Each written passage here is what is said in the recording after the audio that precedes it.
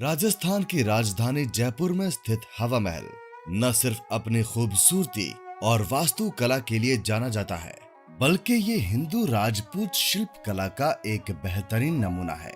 जयपुर आने वाले ज्यादातर पर्यटकों को ऐसा लगता है कि हवा महल महज एक दीवार ही है, लेकिन मैं आपको बताना चाहूंगा कि इस महल में 5 मंजिल हैं, जिनमें अनेकों कक्ष बने हैं और कुल मिलाकर इस महल के परिसर में 953 खिड़कियां बनी हैं, जिनमें से 365 खिड़कियां हवा महल में है। यही नहीं, बल्कि इस महल के अंदर छोटी चौपड़ से बड़ी चौपड़ तक लगभग आधा किलोमीटर लंबा एक सुंदर गलियारा भी बना हुआ है। शहर की बाकी इमारतों की सजावट को ध्यान में रखते हुए लाल और गुलाबी रंग के बलुआ पत्थरों से बने इस महल का रंग जयपुर को दी गई गुलाबी नगरी यानी कि पिंक सिटी की उपाधि के लिए एक पूर्ण प्रमाण है।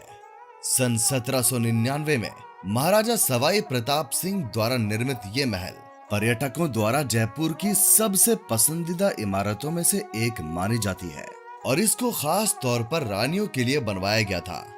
जब भी जयपुर में कोई पर्व त्योहार या कार्यक्रम का आयोजन करवाया जाता था, तो रानियां यहाँ बनी खिड़कियों से झांक कर उनका आनंद लिया करती थीं। 87 फीट ऊंचे इस 5 मंजिला महल पर जब सुबह सूरज की रोशनी पड़ती है, तो इसके अलग अलग हिस्से रंग बिरंगी रोशनी से जगमगा उठते हैं। यहाँ बने कक्षों को अलग अलग मंदिरों के नाम से जाना जाता है और सभी कक्षों की सुंदरता देखने योग्य है।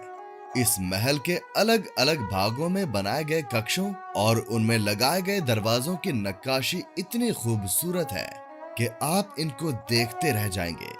खास बात यह है कि उस जमाने में इनको बनाने के लिए रंगों का नहीं, बल्कि सब्जियों का इस्तेमाल किया गया था।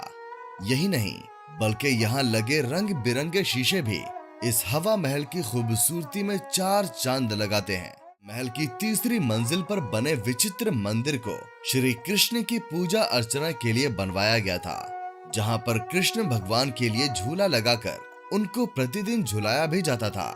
तो ऐसे ही बहुत से रोचक तथ्य हवा महल के हर भाग से जुड़े हैं। इस महल की वास्तु योजना लाल चंद उस्ताद ने की थी और इसका निर्माण सन 1799 में महाराजा सवाई प्रताप सिंह के शासन काल में करवाया गया था। महाराजा सवाई प्रताप सिंह जी श्री कृष्ण के भक्त थे। इसी वजह से अगर आप इस महल को बाहर से देखेंगे तो ये आपको मुकुट के जैसा नजर आएगा। सुबह सुबह सूर्य की सुनहरी रोशनी में इस महल को दमकते हुए देखना एक अनूठा एहसास देता है। इस महल के सारे भागों को अलग अलग मंदिर का नाम दिया गया है। इसके फर्स्ट फ्लोर यानी कि सबसे निचले भाग को कहा जाता है शरद मंदिर। तो सर्दियों के समय सारे कार्यक्रम यहीं पर आयोजित किए जाते थे। सेकंड फ्लोर यानी कि दूसरी मंजिल पर है रतन मंदिर, जिसमें राजा महाराजाओं द्वारा हीरे जवाहरातों की प्रदर्शनी लगाई जाती थी। थर्ड फ्लोर यानी कि तीसरी मंजिल पर है विचित्र मंदिर, जिसमें भगवान श्री कृष्ण की पूजा अर्चना की जाती थी। चौथी मंजिल पर है प्रकाश मंदिर, जहां पर सूर्य और चंद्रमा से संबंधित त्योहार मनाए जाते थे। और 5वीं मंजिल पर है हवा मंदिर, जिसमें चारों तरफ से काफी अच्छी हवा आती है। यहाँ सामने की ओर एक फव्वारा बनाया गया था, जो कि आज भी रोजाना शाम के समय में चलाया जाता है, जिससे यहाँ का माहौल बहुत खुशनुमा हो जाता है। जब यहाँ पर लोग प्रदर्शनी, त्योहार या किसी भी तरह के कार्यक्रम को देखने आया करते थे, तो रानियों का निवास स्थान सिटी पैलेस हुआ करता था। सिटी पैलेस से जंतर मंतर होते हुए रानियां यहाँ बनाए गलियारे से इस हवा महल तक पहुँचती थीं और यहाँ होने वाले कार्यक्रमों का आनंद लिया करती थीं। महल के इस भाग को कहा जाता है प्रताप मंदिर। ये महाराजा सवाई प्रताप सिंह जी का निजी कक्ष हुआ करता था और इसके अंदर में आपको उनका एक मोम का पुतला भी देखने के लिए मिल जाएगा। यहाँ आप देखेंगे कि इस कक्ष में रंग बिरंगे शीशों का उपयोग करके फूल पत्तियों का डिजाइन बनाया गया है। बाहर की तरफ से लाल बलुआ पत्थर से निर्मित इन सुंदर जालियों का उपयोग करके अंदर लगे शीशे को ढका गया है। यहाँ पर आप देखेंगे कि इन दरवाजों पर तरह तरह की सब्जियों का उपयोग करके खूबसूरत कलाकारी की गई है। आपकी जानकारी के लिए मैं बता दूं कि हवा महल की देख रेख राजस्थान सरकार का पुरातत्व विभाग करता है। साल 2005 में करीब 50 वर्षों के लंबे अंतराल के बाद काफी बड़े स्तर पर इस महल की मरम्मत और नवीनीकरण का काम करवाया गया था।